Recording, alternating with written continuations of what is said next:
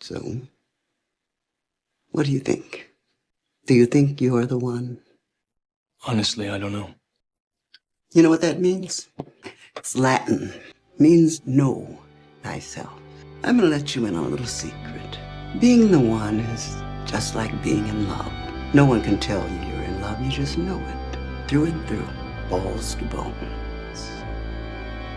When Neo sits in front of the oracle, he expects clarity, he expects confirmation, he expects someone wiser to tell him exactly who he is. Instead, what he receives is something far more unsettling: uncertainty. She does not hand him identity, she forces him to confront it. That moment captures a truth most people spend their entire lives avoiding. No one can define you but you, and most people have never taken the time to discover who they truly are. The majority of people do not live as themselves. They live as versions shaped by expectation. From childhood, identity becomes a negotiation. You learn what is rewarded, you learn what is punished. You adjust your tone, your interests, your ambitions to fit what keeps you accepted. Over time, adaptation turns into personality, approval turns into direction, and without realizing it, you become skilled at performing instead of understanding. Knowing yourself is not a soft process. It is not positive affirmations in the mirror. It is a confrontation. It is asking yourself why you react the way you do, why certain criticism shakes you, why do certain people intimidate you, why do you procrastinate in areas that matter, why you chase validation from people whose opinions should not control you. These questions are uncomfortable because they expose ego, insecurity, fear, and contradiction. Most people avoid self-knowledge because it removes excuses. The moment you understand your patterns, you can no longer blame circumstances for outcomes that are rooted in your own behavior. You begin to see that what you call bad luck is often repeated decision-making. What you call confusion is often fear of responsibility. What you call waiting for the right time is often avoidance. Self-awareness is not about discovering your strengths first. It is about identifying your blind spots. It is about recognizing the habits that sabotage you when no one is watching. It is about understanding your emotional triggers before they control your actions. When you do not know yourself, you operate reactively. When you know yourself, you operate deliberately. The oracle did not define Neo. She made him question himself. That is the beginning of power, because until you are honest about who you are, not who you pretend to be, you cannot evolve into who you are capable of becoming. Who is it that I aspire to be? That is the question that we should be asking ourselves all the time. What kind of person am I? So this is what we're gonna do. Everyone's gonna come up with 2 things that they think everybody else should know about them, all right? I'll go first. Number 1, I used to work on Wall Street for a long time. And 2, I left Wall Street to pursue my dream and teach. In the film Wonder, a simple question is asked. Name 2 things about yourself. It are functions. They are not definitions. If everything external were stripped away, your job, your reputation, your achievements, who would remain? This is where self-knowledge becomes uncomfortable, because much of what you believe about yourself was never consciously chosen. It was inherited, it was absorbed, it was repeated so often that it felt true. Labels given by parents, opinions formed by teachers, judgments made by peers. Over time, these voices become internal. You begin to speak to yourself in the tone of your past experiences. Some people were told they were not smart enough.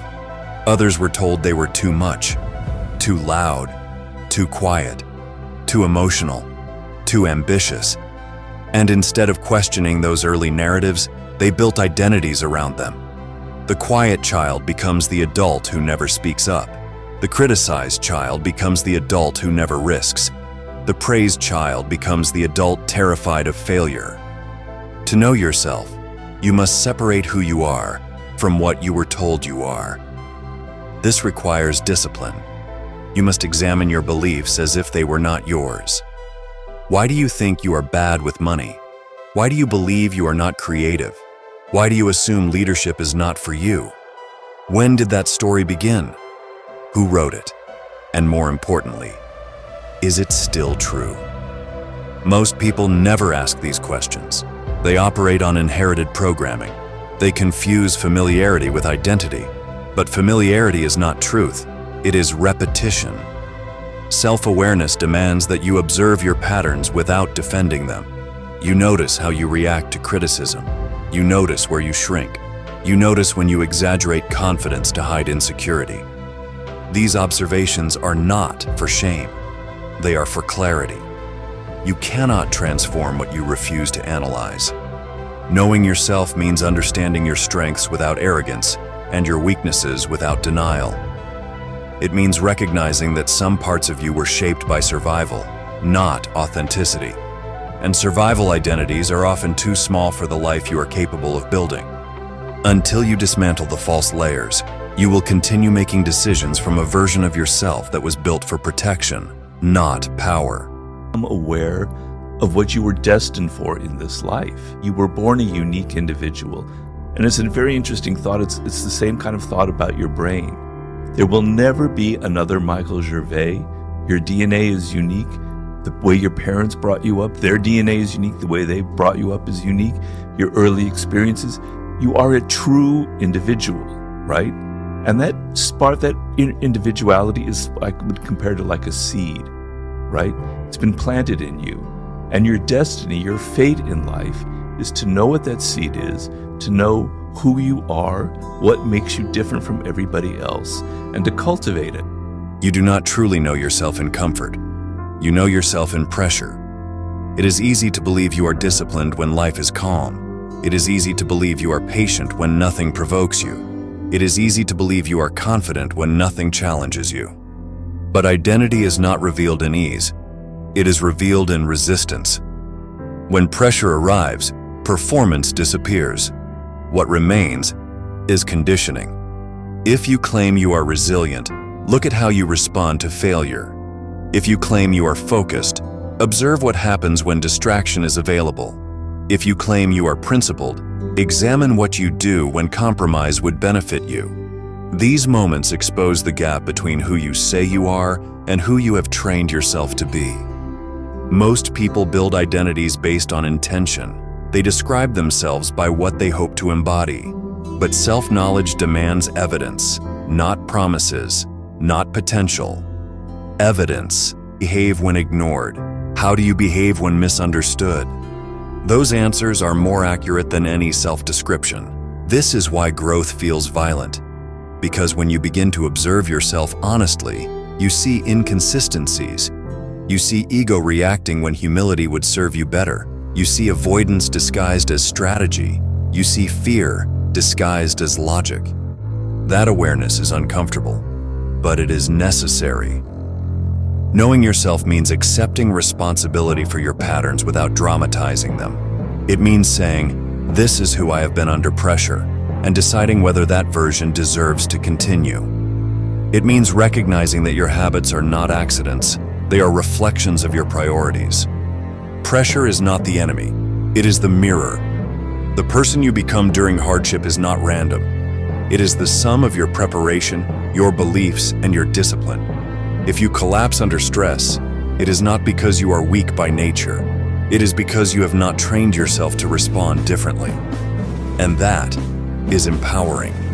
Because once you see the truth of your reactions, you can change them. Once you know where you break, you can strengthen it. Once you understand your emotional triggers, you can build control. You cannot evolve beyond a version of yourself you refuse to observe. Self-knowledge is not about admiration. It is about accuracy. And accuracy is power. At some point, a man has to stop searching for himself and start proving who he is. Not through declarations, not through potential, and certainly not through intention, but through repeated behavior. Identity is not revealed in comfort. It is exposed under pressure. It is built in the quiet decisions no one applauds and reinforced in the moments where quitting would be easier. Most people believe self-knowledge arrives like a revelation, but in reality, it is constructed slowly through disciplined action. You do not wake up one morning and finally understand yourself. You observe yourself. You correct yourself. You refine yourself. The truth is uncomfortable. If you do not consciously design who you are becoming, your habits will design you instead. Every distraction you tolerate shapes your focus. Every excuse you repeat strengthens weakness. Every action you rehearse becomes evidence of who you are. That is why the question is not, who am I, but rather, what am I consistently practicing? Because practice becomes identity, repetition becomes character, and character determines direction. There is a clear dividing line in every man's life. On one side stands drift, reacting to circumstances, blaming conditions, postponing growth. On the other side stands design, choosing discipline, accepting responsibility, and committing to conscious improvement. There is no neutral territory between the two. You are either being shaped by default or shaping yourself deliberately. Self-knowledge, therefore, is not a passive discovery. It is an active construction. It requires brutal honesty without self-pity. It demands responsibility without applause. It forces you to examine your weaknesses without disguising them as personality traits. And once you see clearly, you cannot return to ignorance. Awareness removes excuses. Eventually, a decision must be made. Not an emotional decision fueled by temporary motivation, but a structural one that changes how you operate daily. Either you continue drifting into versions of yourself you did not choose, or you take control of the process and build intentionally.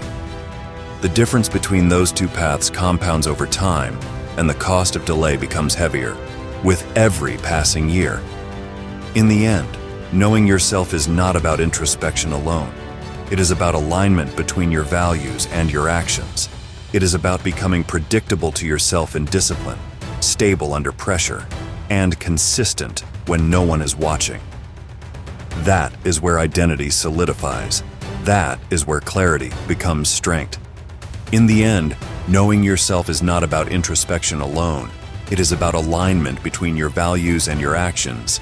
It is about becoming predictable to yourself in discipline, stable under pressure, and consistent when no one is watching. That is where identity solidifies. That is where clarity becomes strength.